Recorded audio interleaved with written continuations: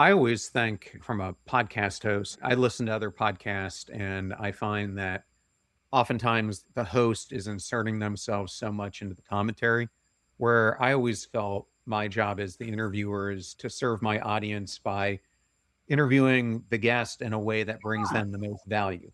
And I find so few people really do that anymore. It's more they're trying to straightforward. rent. Yes. Well, I want to talk about when GMA ended. And I'm going to build into this a little bit because as I was thinking about this moment for you, this was such a colossal part of your life and such a platform of your identity. And few people, I think, could have faced as daunting a transition as you did. But I happened to interview one about 6 months ago. I'm not sure if you ever interviewed Susan Kilrain. On a little bit of background, Susan was the first F-14 pilot in the Navy. And then I might have interviewed her. she became the second Probably did. she became the second female space shuttle pilot in the program. And after flying her two missions, because she was on the space shuttle journey where they had to come back early because they had an issue and then they sent them back up, she made the decision because her husband is a retired vice admiral, Navy SEAL, that they wanted to have a family and allow him to pursue his career. So she had to give up everything. And I just think about giving up everything as an astronaut or giving up everything like you did. I just wanted to ask, for you, what do you think disappeared first when this happened? Was it the routine? Was it this platform that you had behind you? Or was it your own sense of mattering? It was my own sense of mattering. It's like the world just drops out from underneath of you. I wasn't so sorry to say goodbye to the 3:30 wake ups from 20 years of that, but it leaves you very vulnerable, and you really can't help but have that thought, then who am I? Because you've just been so completely enmeshed in this national identity and this self identity as Joan Lunden, the co-host of Good Morning America for 20 years. And that's how you're always introduced. That's how everybody thinks of you. And all of a sudden you're not. And I was exhausted at that point. And truthfully, I'd asked ABC, like, can you put me on an evening show? Put me on 2020, put me on something else, get me off this shift. And they didn't really have a place to put me. And so they wanted me to sign another 3-year contract.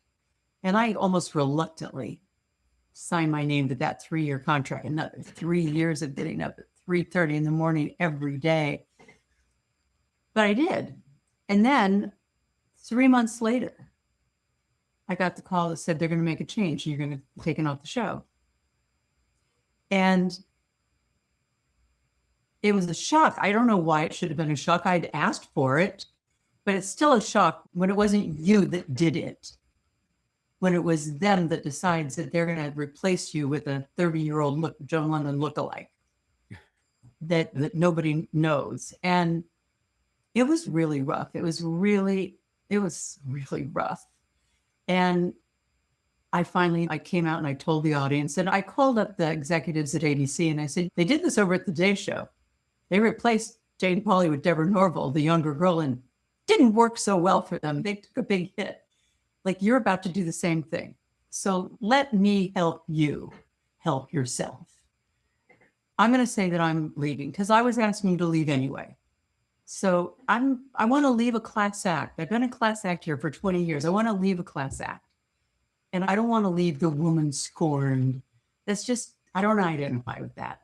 And also it'll be good for me as I go off into whatever else I'm going to do. And so I went and I really deliberated, John, a lot as to whether I was going to tell this story in its entirety and how I was going to tell it. And I thought, you know what? Don't write a legacy memoir if you're not going to be 100% honest, and let them understand like what you went through, how you decided to make that decision to leave, just saying, I wanted to leave, so I'm going to leave. So there wasn't this big uproar with the audience. There was a big uproar anyway, because I think people see through that whenever someone says, I want to leave to be with my kids more. Okay. There was a huge drop off. But I wasn't interested in participating in that. And I don't regret for a minute taking the course that I did, but it's taken 25 years to write a book and say it. And I thought it was important to tell it like it was and to let people understand what that was like. And then, and there was this recorder that said, as I left, some young little spunky guy that said, gee, how are you going to ever top this one?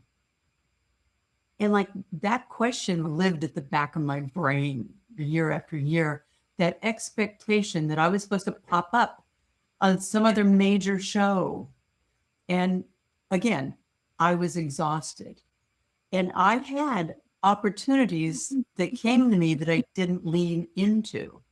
And I thought that was important to tell people and to realize that there are other ways you can make your mark on this world. And I think it took me this long to be able to look at the whole arc of my life and say, you know what? I became this advocate. I did 10 shows after GMA, but they weren't shows that were on every day that people saw. They were all health shows. And I worked on all these campaigns and I made a difference. And that, to me, at this point, I can now stand back and say, all right, that 25 years was just as meaningful as the 25 years before as this big national broadcaster. And I needed people to hear that so that they could take that to their own life.